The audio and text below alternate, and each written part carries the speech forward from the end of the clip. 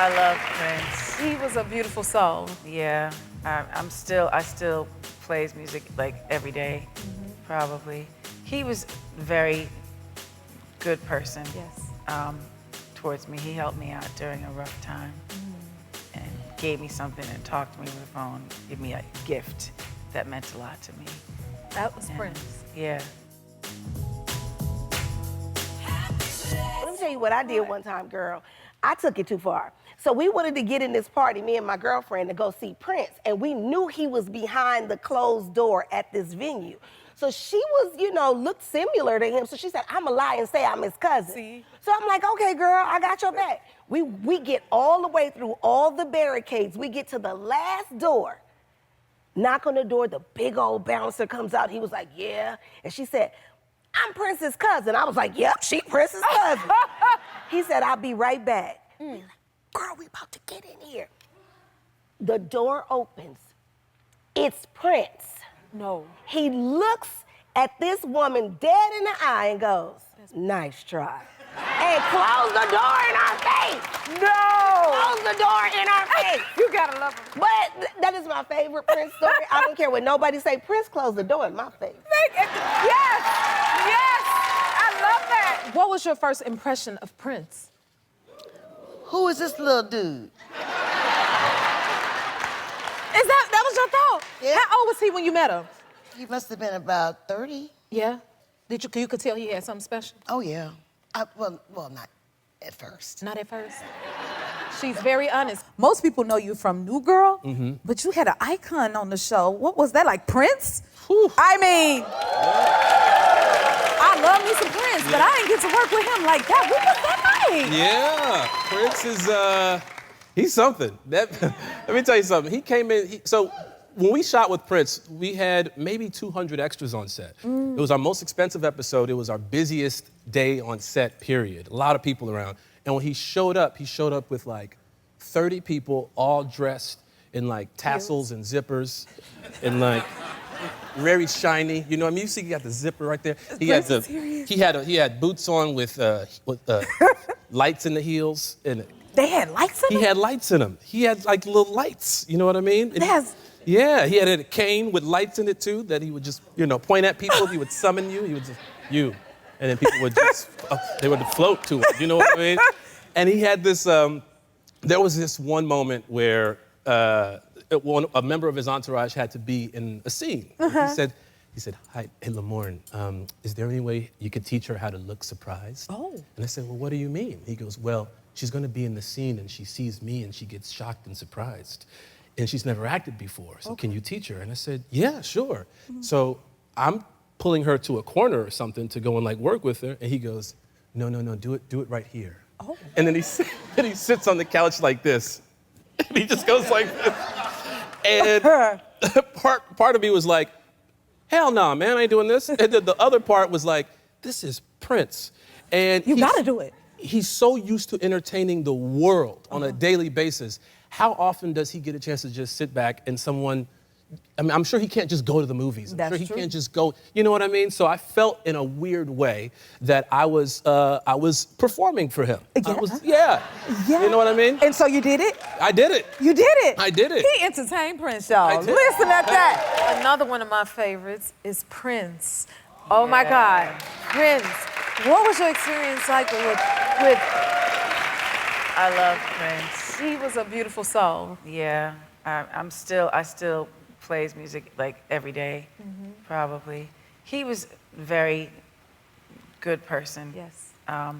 Towards me. He helped me out during a rough time and gave me something and talked to me over the phone, gave me a gift that meant a lot to me. That was Prince. Yeah. Yeah, like he would talk to you about the industry. We got to save the music business. We got to, you know. I got a couple of those calls too. Yeah. That was a lot, but he was amazing. I wish he was still here. I wish he was still here so much. Did you two ever write a song together or consider writing a song together? It was, it's a long story. We got time. So I went to Paisley Park, and I was there with an idea to sample Nasty Girl by Vanity, which he wrote. And this is when I was doing my album Glitter, which became a complete debacle. But anyway, so he didn't think that was a great idea because he really didn't like people sampling other people's songs. He would tell you, you know, go do your own version of it. And at that time, I had really done a lot of records based on samples. So I was like, oh, you don't like the idea? and then he's like, you know, well, what about something else? Because I don't think he really had that much faith in new artists, or not that I was a new artist, but like in artists that were maybe not proven. Like he didn't know what really went on in the studio, because so many people fake it in terms of if they're a writer, say they're a writer just to get the money. It's a lot of stuff like that. So I was like, okay, well, I have this other little song, and it was just a melody. It's something that I had, and we kind of like worked on it, and then he was probably expecting me to just sit there, and I was so nervous because it was Prince and we were in the studio, Right. and I'm like, come on, this is not real. So, you know, basically he was like, okay, well, finish, because I was like, well, I just kind of want to do a ballad, and I don't know. It was me being really nervous because it was Yes. Prince. I Yeah. understand. But we didn't finish that song, and I'll never forgive myself for that. You got to work with my absolute favorite, Prince. Oh, yes. Yeah. Oh Yeah. my God. I was supposed to work with him for one of my albums, and I didn't get the opportunity, so I need to hear about your experience He with him. loved you. And I loved I remember us him. talking about you. Like, he goodness. loved you, and that just speaks to the type of person that he was. I think he was a big Yes. advocate for artists, for Black women He really was. in particular. And I just remember, you know, him calling me, like, hello, Janelle. This is Prince. Oh my God, you have that Look at photo. that. Okay, so this just tells you what kind of person this is. So I opened up for him. I want to say this was the Forum. I did Madison Square Garden, and I also did the Forum with him. And this was my set, opening for him, and he came out during my set and performed our song that Oh we my have together goodness. on the Electric Lady together. And you know, like, the headliner never comes out Right. before it's time for them to come, and for him to do that, like, That's the beautiful thing about I'm him. He was just not forever only indebted. a great icon, but a great human being. When you yeah, say, he never let his, how do I put it, his mystery get in the way of his mentorship. that's Prince. How cute is this? There she is. Oh my Yeah, I mean, she was posing already. Didn't even know. What were some of your favorite artists coming up? Oh, well, early days, like late 70s, Donna Summer. Ooh. And it's interesting to think of a little bit older than that baby Kylie, but around 8, 9, like playing Bad Girls on repeat. Oh. I mean, so that was a big influence. ABBA, Grease. Then we go to like early 80s, Culture Club, Duran Duran, Adam and the Ants, blah, blah, blah, blah, all of those. But primarily Prince. See, I'm a Prince head too. Addict. Oh my goodness. Like I drive my poor dad. I was like, play this in the car. And you know, some of his songs were Not appropriate for a inappropriate. teenager. But Yes, I as a know. teenager, I was like, oh, come on, Dad, play them. But I got to meet him one time. I heard you got to write a song for him. Well, I saw his show in London in the early 90s and went backstage and was able to meet him. Jennifer, how did the words come out of my mouth? I don't know what I said, but I was like, I'm working on an album and I don't even know what I said. Something tumbled out. And he took a shine to me and invited me to, you know, go, not in that way in any way, to go see him and to go to Minneapolis and everything. But in London, I went to visit him in his hotel room, which has got studio everywhere. Yes. You'd be in heaven. Oh my goodness. And then it's like, oh, here's the keyboards, and it would hit different keys, and it would be Prince samples, like, ow, ow. And you're like, So he had his own sound. yeah. Uh-huh. And he said, so have you got your lyrics? So I sent him some lyrics, and I don't know if it was the next day or whenever. It must have been fast, as we know he was really fast. But a car arrives at my apartment. The driver of the car delivers a cassette which Prince is singing. He's written a song and done a demo of a song with my lyrics. That's the great part of the story. The other part is, I don't know where the cassette is. You don't have it? It'll be somewhere. It'll be somewhere somewhere. That would be such an amazing But maybe the estate has it. But that was, I mean, 14-year-old me was just going, how am I going to meet Prince? And my life has taken on all these crazy twists and turns. And You did it. You got to interview one of my favorites, Prince. Oh, yeah. Please tell me Yeah. about that. Well, I thought somebody was like pranking me because he actually called my phone and said, hey, I want you to interview me. And I was like, oh, yeah, right, who is this? No caller ID. Yeah. And On the caller ID. yeah. Did y'all catch that? I was like, is this for real? Because it was just when he came out from wearing slaves, so he was actually willing to talk because he'd already gone through all the stuff with his record company. And I was like, well, this is going to be the first time everybody's seen you talk. And why do you want me to interview you? What did he say? And he was like, well, I've seen you in your interviews. And I'm like, oh, dear Lord. Okay. And he goes, you're going to ask questions that people will genuinely want to know about. And I was like, okay then, still not believing it was actually real. And I was 3 months pregnant with Phoenix, who's now 24. And so I thought, you know, I'm going to dress up like what I think that Prince was going to like. So I had a long ponytail. Yes. You got to be dressed up for Prince. What do you call those things? Like a choker? No, turtleneck dress to the floor. Okay. Yes. And I could barely walk in it. And I was like, Yes. sat down, I was like, let me just take my shoes off. And we just hit it off. He was such a nice guy. Wasn't he? God bless his soul, yes. I know, I miss him so much. Yeah, Prince will call you, honey, before you know it. And you got to make sure you got on the right heels, that's for sure. Exactly. But I got to spend like 4 days with him. I got to hang out in his like room where he plays all his music and jams, and I got to eat. I think back then, vegan food had just come out. So he had all this vegan food, and I was like, it's not chicken? What's chicken? Wait, what is this? Yeah. But I had fun with him.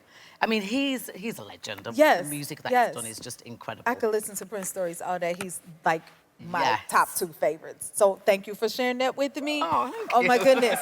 And then Prince, he called and wanted to do a pajama party in one of your theaters. Yes. How did that happen? So I owned the Magic Johnson Theater, so I get a call. I also, thank you.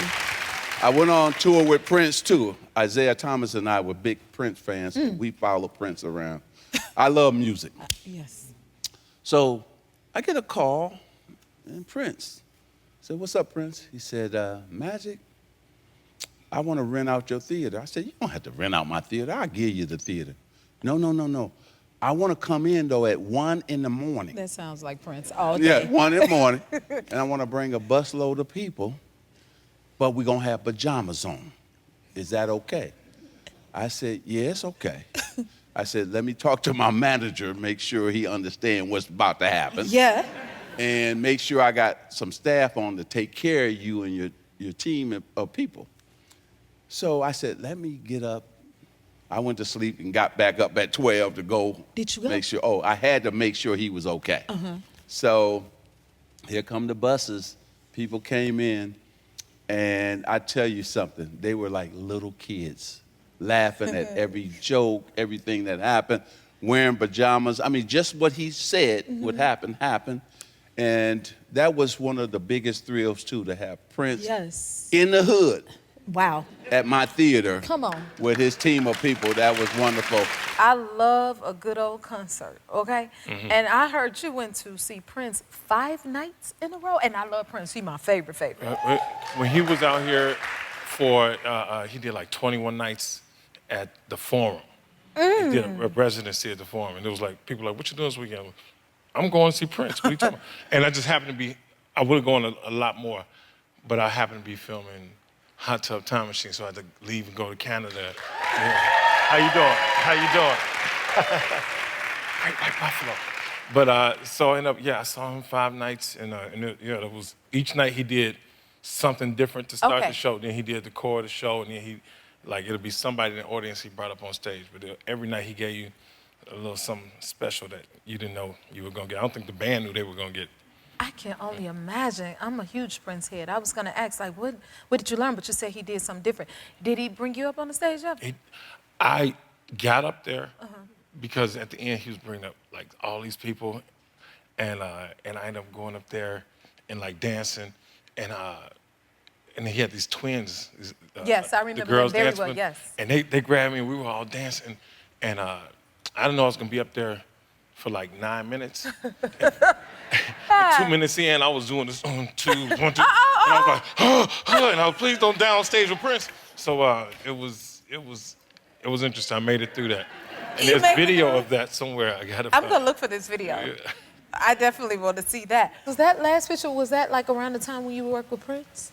The black, yeah. That was during the Purple Rain tour. Yeah. Purple Rain tour? Yeah. Oh my God, I love me some Prince. That is amazing. Thank you. Did you trick him one year with your Halloween costume? Yeah, I did. We were very competitive, and so I always tried to get all his money because he always tried to get my money. So it was a thing, and we were at a party. He threw this costume party, and he's like, whoever has the best costume is going to win a bunch of money. I'm like, I know it's going to be me because I'm going to go all out. So my security guard at the time, he was 6'4", and so we couldn't find anything to fit him, to dress him in, so I had to get the sheet off the bed, king-size bed, because he was a big man. Oh. And we cut it up, and then we draped it and put it over him like a dress. We couldn't find the size 15 woman's shoe at the time. And so then we put orange lipstick and a wig and everything. And then I dressed up as a guy, and I had the wardrobe department get like a mustache, hair, chest hair, sideburns. Chest hair too? Chest hair, sideburns, a little goatee. I put on glasses and I dressed as a pimp and he was my hoe. I did not hear that comment. You did not. You did not. And it was a thing, and so it was funny because I walked in it was packed. There was so many people. And he walked by me like 2 or 3 times. He didn't know it was me. I had a cane and I was talking mess. I was just like being goofy. And he didn't know it was me. He walked by me and he kept saying, where's Sheila? Where's Sheila? Like, she's right there. So he didn't know, and I said, I'm gonna get his attention. So I took the saxophone. How'd you get his attention? And I started playing saxophone because we were jamming. I started playing saxophone and he walked up and he was like, and he just fell back on his back, on the floor, feet up, laughing. He goes, Cutting, you got the money. You got the money. You got the money. You had to get the money after that. Absolutely. I love that. That sounds like so fun. You got to do backup for Prince? Yeah. After his 3121 album, I was in a Latin band called Grupo Fantasma. He sort of took us under his wing for a couple of years, and we used to play his club in Vegas. He had a residency there every Thursday night, and then we eventually started playing parties with him and backing him at shows and stuff. Yeah. Oh my goodness, was that intimidating? Very, totally intimidating. But we were young, we were a young band, and he was really nurturing, really sweet. And I think, one thing that kind of gets overlooked is how he was hysterical. He was really funny, and he was really just always gracious with us. It was intimidating as hell, and of course rehearsals sometimes could be a little bit intense, but he was always trying to teach us. Right. And, I was going to ask you, yeah. what is the biggest thing you felt like you got to take away from him when you worked with him? We did a lot of rehearsals with him, and one thing that, it's not like one specific thing, but the way he put a show together, I would see the method to the madness. You'd be rehearsing and just kind of all over the place, playing this, playing that, but he would record everything, take it home, make notes, and the next day he'd come back and he's like, here's how this is gonna go. This song is gonna go here, it's gonna go into a medley of that. And he pieced the whole thing together over and seeing the way he would do that always is something that I kind of always aspired to. You're blessed to be able to learn from a genius like Prince. Yeah. That is awesome. You just connected to all my favorites. You had a great friendship with Prince as well. Yeah, I did. That's me dancing with Prince on the.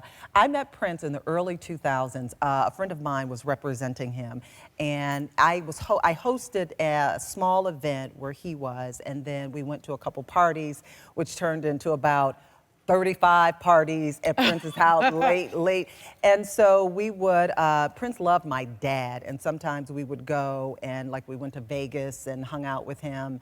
And he was just a really, really great guy.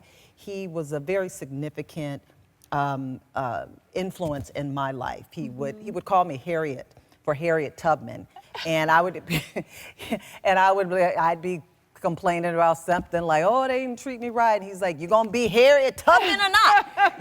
And so he was really super, super smart. He would just tell me all of these stories about his career. And he was really a connector of people. Yes. Many of my friends today, I met through Prince. So yeah, I miss him. Speaking of stars, see, I'm a Prince fanatic. Stop. Listen, I love some Prince, okay? Minneapolis girl, Prince. Are you this much of a fanatic?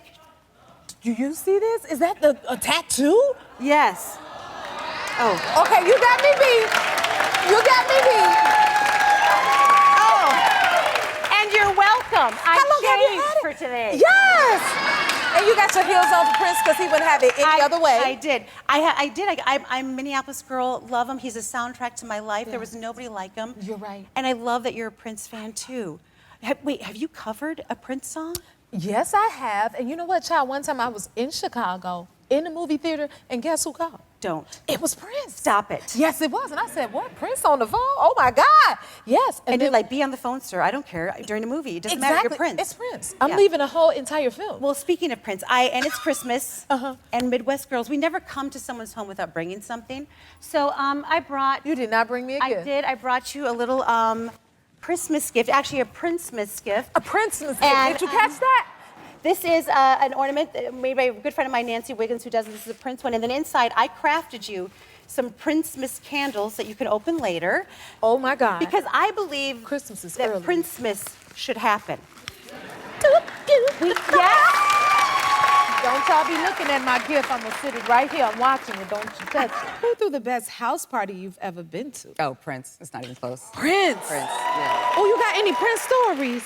Oh, there's a lot of stories, but first rule of Fight Club, you don't talk about Fight Club. But yes, because he would invite you, but somehow he would get your number, and after like an awards thing, like after you won the Oscar, you have to hope you get a text on your phone. But no one knows how he got your number. Yes. But you would get the text, and you had to hope that whoever else you were with also got the text.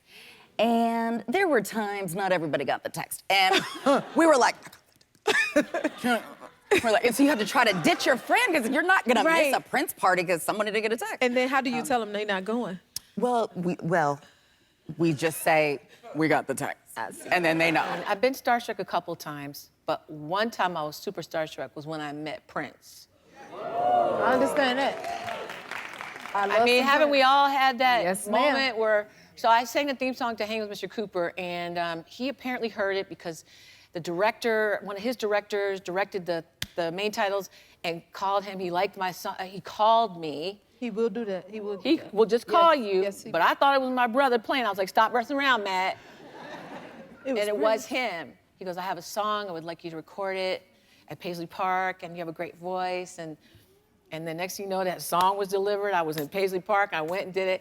And it was so cute. It was called Holly Don't Care. And he sang all over. We never got to release it, but he sang all over it, and you could hear his voice. It's just, I miss him so much. I do too. But how about when I got to his room?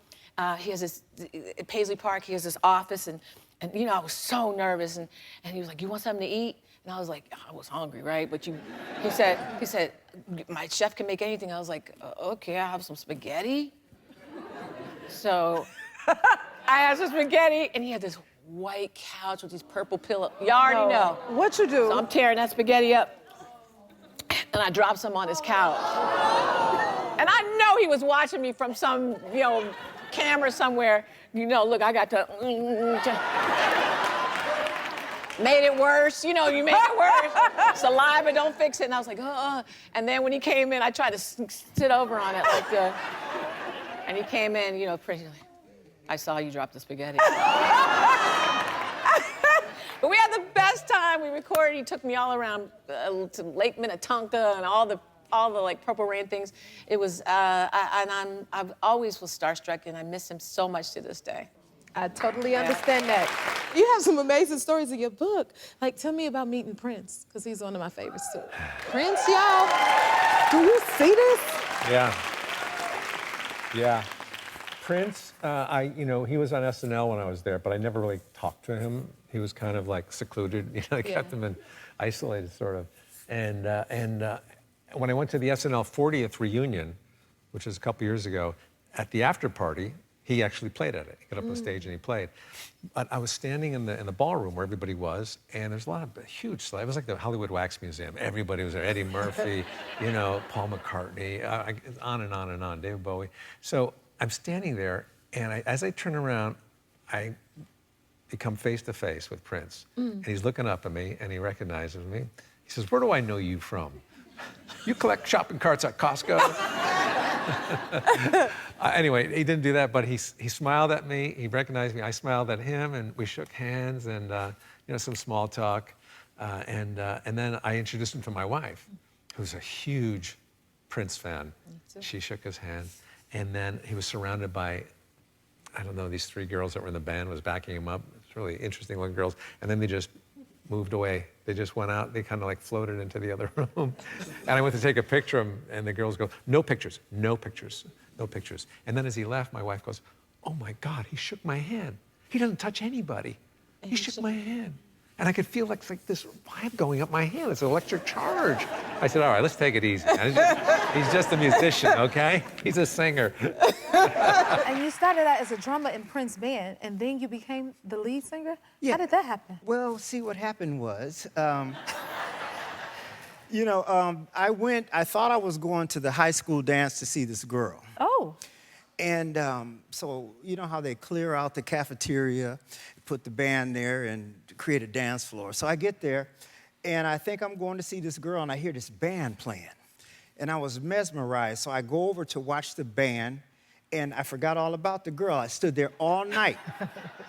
So it was Prince, Andre Simone, Andre's sister on keyboards, and a few other members, and they were like 13, 14 years old. They were playing like they were 25-year-olds. Prince was doing Carlos Santana guitar solos, and it was just incredible. So I told myself, I gotta get to know these people. I gotta be in this band. So Andre Simone and I started hanging out, skipping school and stuff like that, you know. And so one day we were at my house, and I hop on my drums, I start playing. And Andre, I stopped playing, and he's looking at me like his eyes all stretched. He's like, man, I didn't know you could play like that. And he said, it just so happens we're having trouble with our drummer right now. You should bring your drums over, let Prince hear you, and, see how it goes. So I took my drums over there, set them up, and they never broke down. I was in the band from that day on. So. Never broke down. Ain't that something? My other favorite. We had a lot of history. Prince had me at his studio. He had clothes made for me because he had that beautiful tailor in the basement of his recording studio, so they made me 4 outfits. He had me come to his house and cook a 12-course meal. He ate a biscuit. Hold up. And then after that, he took me to the club, and we threw down. He had his boots. Oh, we had fun. He was so mysterious, just so awesome. He was just, nobody really knew he was thinking, hey, Prince, I love you. We miss you so much. We miss you. We really do.